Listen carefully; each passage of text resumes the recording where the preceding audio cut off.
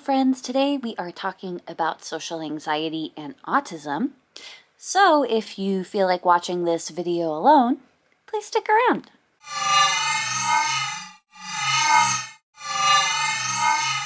Hi friends, this is Claire from Woodshed Theory. I'm trying very hard to get to 1,000 subscribers, so if you could do me a big favor and click that subscribe button down below, it would mean an awful lot to me. It helps me out a lot. Or if you don't want to subscribe, but you have a elderly grandparent who has a YouTube account, you can subscribe for them. And I promise you, grandmas love me. So it's a win-win for everyone. So today we are talking about social anxiety and autism. If you are watching this, you are probably aware that social anxiety is something the autistic community is very familiar with, but perhaps you're not sure why. I know that personally, when I tell people that I have pretty serious social anxiety, they usually give me a confused face. I know that on the outside, I might not seem to be anxious in social situations, but I promise you, inside, I am Mount Kilimanjaro, erupting into oblivion. So why is this? Why do people with autism tend to struggle with social anxiety? It is commonly known that autists are socially awkward. And believe me, most of us are totally aware that we are struggling in social situations. We know that we are only working with partial human language and communication skills. We understand that we might not understand the unspoken communications that are happening in the conversations going on around us. We know that we struggle to fit into a group setting naturally without taking over the conversation concerning our special interest. I know that the faces I am making don't always match up with the actual emotions that I'm feeling. I'm also very aware that sometimes people with autism are considered rude or impersonal without meaning to do so. Long story short, know that I am constantly aware that I will probably get the social situation wrong, no matter what social situation I'm in. The result of this is social anxiety.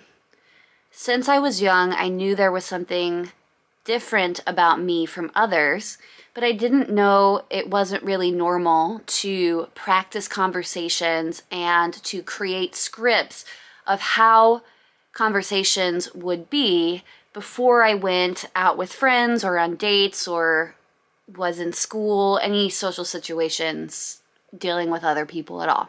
I would talk through everything on my own for hours until I felt ready. Sometimes I would be mentally preparing myself for days to do this. If I knew I was going to have to see people in the upcoming days, especially the day of, I would really work hard to prepare myself for this encounter, no matter what type of encounter it was going to be, whether, as I said, a date, club meeting, hanging out with friends. I needed to feel ready to be in that situation before I got into the situation. And then also, not just the before effects of social anxiety, there's also the after effects of social anxiety. What happens when you're finally home after everything is over and you're finally by yourself? At this point, I am stressed. Even though I had a really good time going to a social gathering, I am going over everything I said during my interactions and checking to make sure I didn't offend anyone or say anything wrong. I usually find at least one thing to pick apart and lose my mind over. In the past, I might try and get reassurance from another person that I hadn't said or done anything wrong. So it's not just the actual event that is very difficult for me. It rarely is. I actually don't mind being social when it's actually happening. It's the before and after periods that usually affect me the most. Unless I say a super wrong thing during a conversation, then I will only focus on that mistake until the event has passed, and then worry about it even more when I get home. To clarify, I don't mind socializing, but I do have terrible social anxiety. The thought of leaving my house and having to deal with people makes me anxious. I don't care if you could never tell. It's just true, it's who I am. If you knew that you were innately socially awkward and sometimes unknowingly rude, you might be anxious about interacting with people too. When I was younger and a lot more free-spirited, I really didn't care about what people thought of what I did or wore or said. But eventually you get tired of hearing how different you are. Too loud, too intense, too myself. Around college, I got super into masking my traits because I was led to believe that being myself was maybe not socially acceptable. It wasn't the right way. I wasn't fitting in. And I really wanted to do it right and fit in and be a normal, neurotypical person, I suppose. I didn't know at the time. I just discovered that nobody really wanted to see the real me with my stims and crazy hair, makeup, and clothes. I always felt like nobody wanted me around because I was just too much. When really, I was just an undiagnosed autistic person trying my best to relate to people. So now my life does look a little bit different.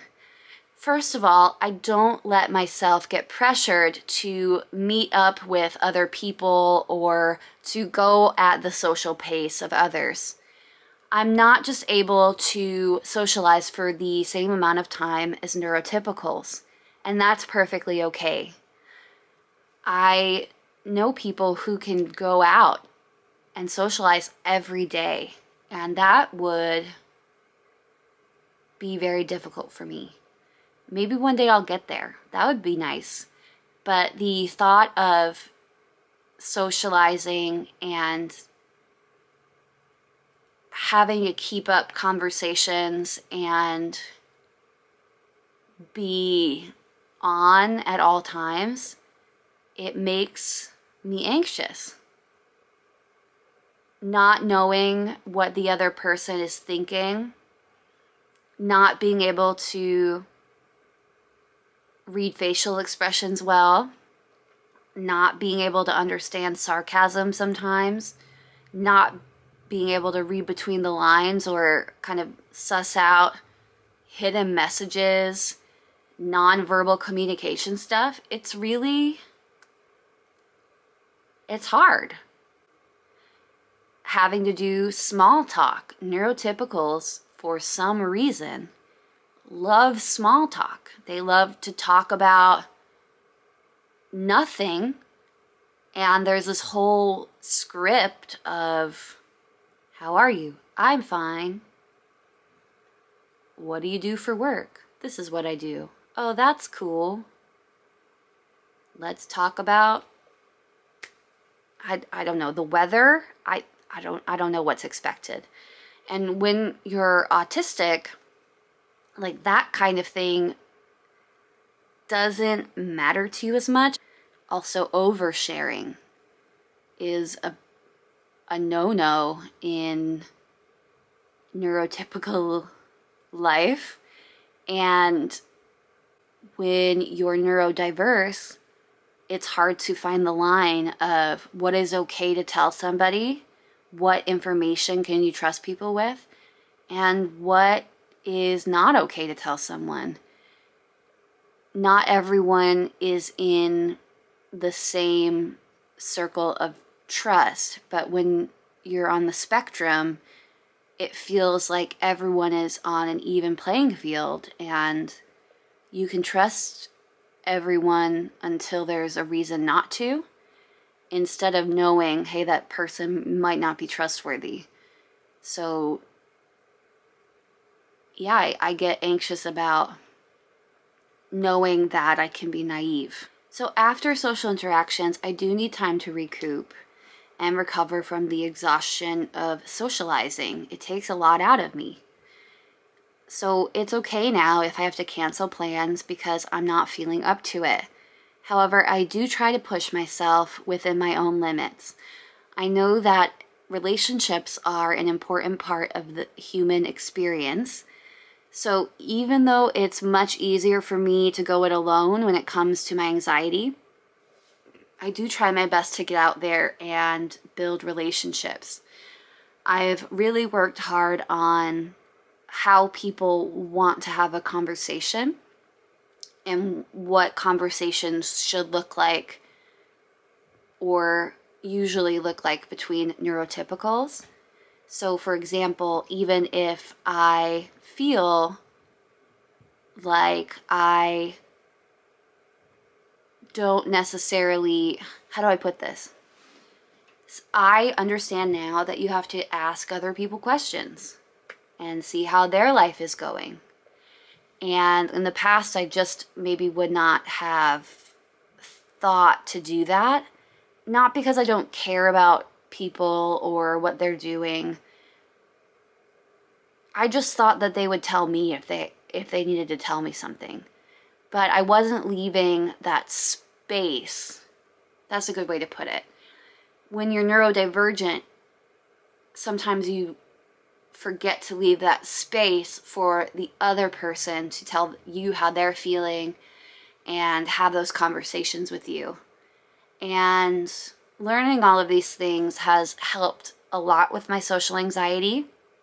But, I'm not all the way there yet. I'd still prefer to do everything over the internet where I feel distanced and more comfortable. But I'm just not hard on myself anymore with, I have to go to this place or I have to do this. I'm okay being comfortable and pushing myself when I'm ready to push myself. So how about you? Do you struggle with social anxiety being on the spectrum? What have you done to combat your social anxiety? Do you have any coping mechanisms that you have found especially helpful? I'd love to hear from you. I know that this is, as usual, a big topic. I can't cover it all in one video, but yes, lots of autistic people suffer from social anxiety, mostly because we know that we're different and it feels awkward. And that's all. I hope that you have a good day and I will see you next time.